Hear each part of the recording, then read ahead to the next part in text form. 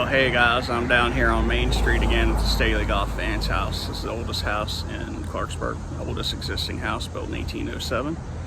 And until 1967 it belonged to Amy Roberts Vance, who's the mother, was the mother of Cyrus Vance Sr., who was Jimmy Carter's Secretary of State. And the reason I'm here is I want to talk about local or recent events and their tie to our area.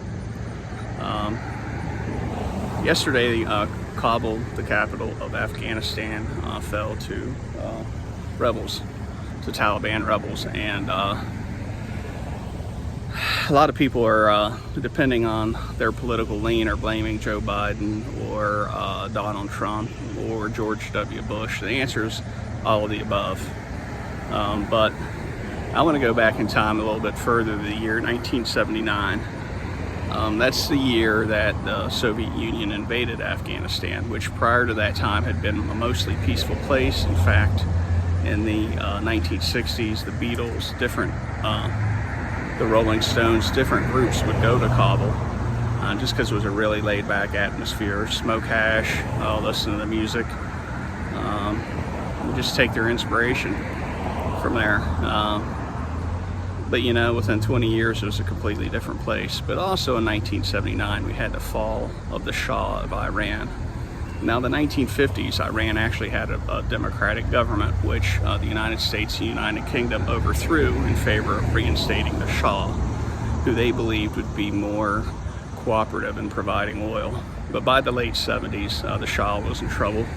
He'd really ticked off his own people, and a variety of factions were about to topple him. Cyrus Vance, the Secretary of State, was a peaceful fellow, and he wanted to basically just tell the Shah, either you institute reforms or step aside and let a new government form. But Brzezinski, who was the National Security Advisor, was a Polish immigrant and had a really deep-seated hatred of the USSR, wanted a more hardline approach because some of the rebels involved in toppling the Shah were communists, and it was part of a greater operation for the USSR to take Afghanistan.